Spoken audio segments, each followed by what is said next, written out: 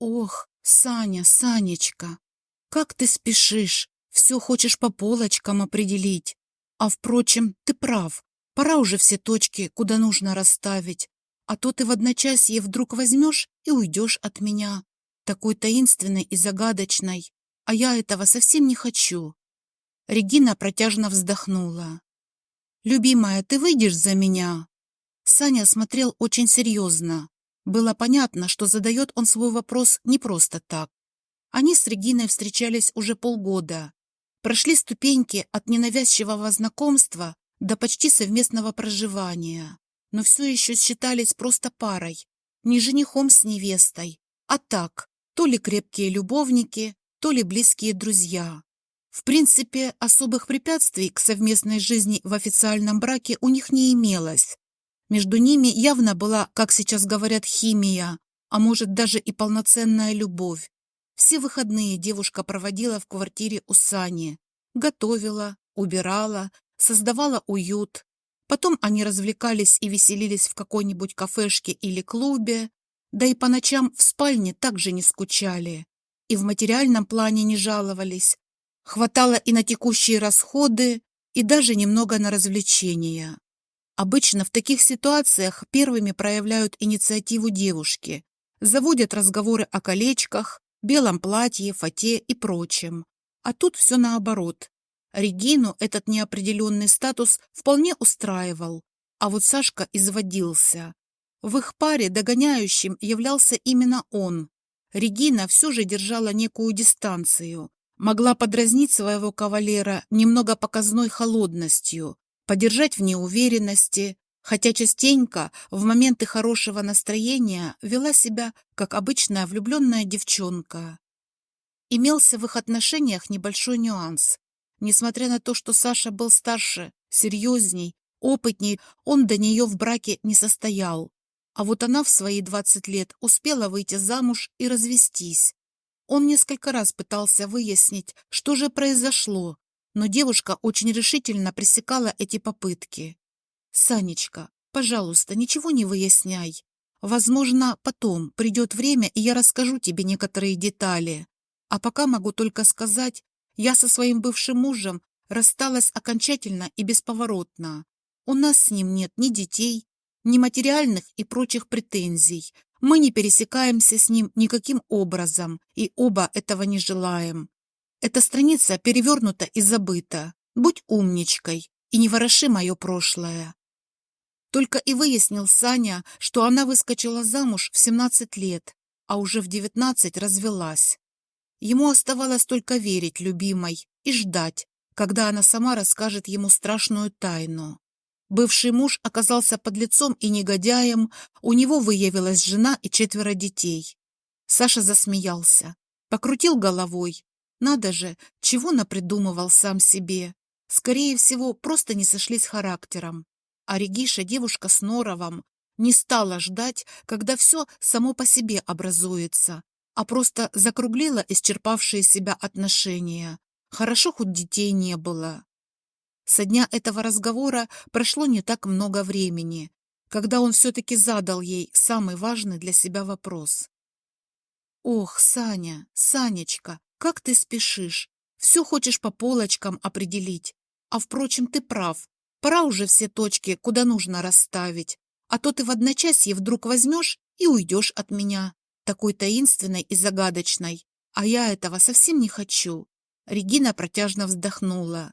«Прежде всего учти один важный момент. Я тебя люблю. И если бы не кое-какие нюансы, без колебаний бы ответила «да». «Какие нюансы, Региша? Ну, например, твоя мама». «А что моя мама?» – опешил Саша. «Вы же с ней практически не знакомы». «Вот именно. Виделись пару раз, то на твою днюху, то еще на какой-то праздник. Я для нее просто твоя знакомая девушка из компании». «Но ты же сама так захотела и меня просила, пока маме не рассказывать о наших отношениях». «Да, просила, потому что боюсь». «Что ты боишься?» «Во-первых, я сам определяю свои отношения, а во-вторых, моя мама очень адекватный человек. Она не будет препятствовать нам только потому, что не хочет терять какое-то мифическое влияние на меня, своего сына. Не в этом дело, любимый. Ей однозначно не понравится невестка с прошлым. Каким прошлым? Регина. Сама же сказала, что ты с бывшим рассталась окончательно. Никто никому ничего не должен, детей у вас не было. Санечка, не забывай, что эти подробности рассказываются позже, при более тесном общении. А вначале на первый план вылезет ярлык.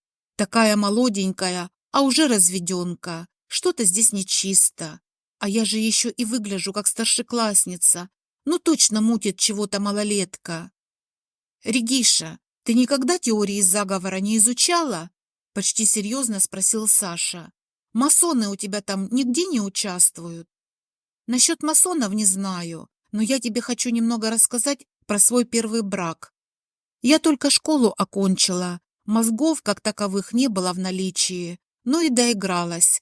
Выпила шампанского, которым меня настойчиво угощали, расслабилась, потеряла контроль. В общем, ничего нового. Но надо отдать этому Виктору должное. Он не стал делать вид, что меня не знает, а сходу предложил выйти за него замуж. В шоке были все. Мои родители, его мама, да и я сама. Но, честно говоря, это был лучший выход. Мой отец всерьез собирался подавать заявление об изнасиловании несовершеннолетней, а это очень невеселая, мягко говоря, статья. Вот так я и вышла замуж. Разумеется, его мама ненавидела меня всей душой, считала негодяйкой, соблазнившей ее сыночка и испортившей ему жизнь. У нее, как выяснилось, была на примете девочка из хорошей семьи, которая могла быть достойной ее Витеньки.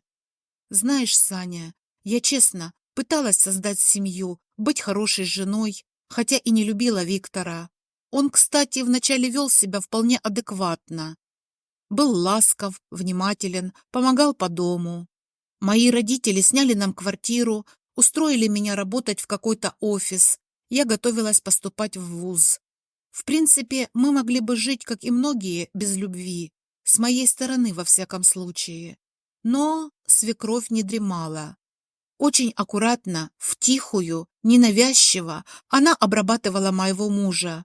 Капала ему яд в микроскопических дозах. В общем, не буду грузить тебе мозги, таких историй в интернете, как у дурака Махорки.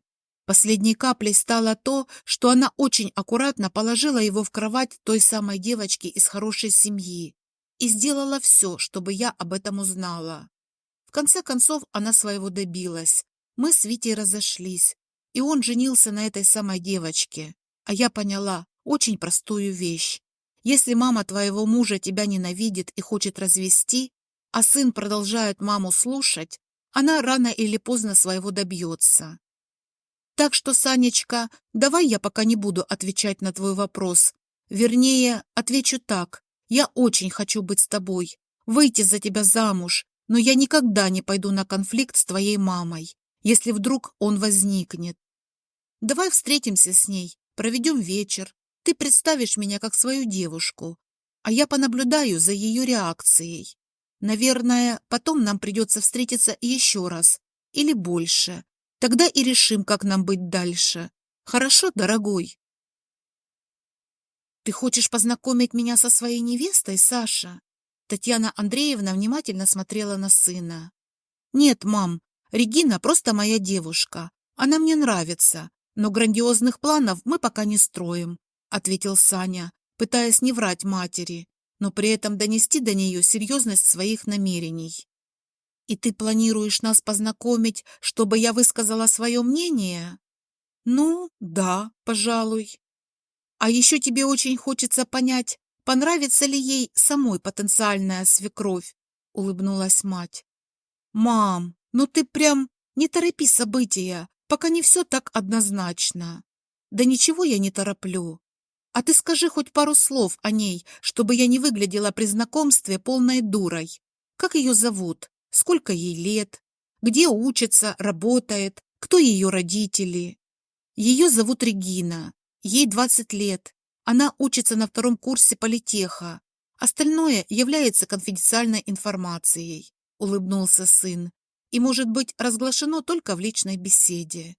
Постой, она ведь была у тебя на дне рождения. Славненькая такая шатеночка, молоденькая совсем, стройная. Что же ты тогда ее не представил? Тогда она была просто девушкой из компании. Мы еще не встречались, слукавил Саша. И вообще, почему вдруг ты именно ее запомнила? Если бы ее звали Вика, скажем, или Света, может, и не запомнила бы. А Регина – достаточно редкое имя. Устраивает тебя такое объяснение? Нет, мам, не устраивает, вздохнул сын. У тебя явно были какие-то другие критерии. Угу, подпольщик ты мой. Врать я тебя так и не научила. И это хорошо. Видела я, как вы друг на друга смотрели, какими взглядами обменивались.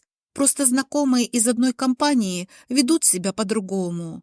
Ладно, все это мелочи. Давай свою Регину, пообщаемся с ней, посмотрим.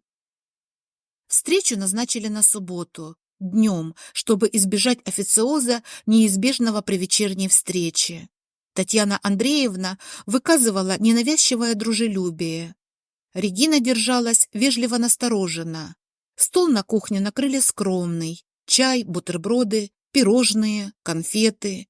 Регина рассказала о своей учебе, родителях, увлечениях. Сашина мама вспомнила парочку забавных историй из своей студенческой юности. В общем, беседа текла спокойно и размеренно. Никакого напряжения между женщинами он не замечал. В какой-то момент Татьяна Андреевна вспомнила свою сокурсницу, которая выскочила замуж на первом курсе. Регина выслушала эту историю и тихо сказала: «Я тоже в свое время замуж выскочила в 17, только после школы».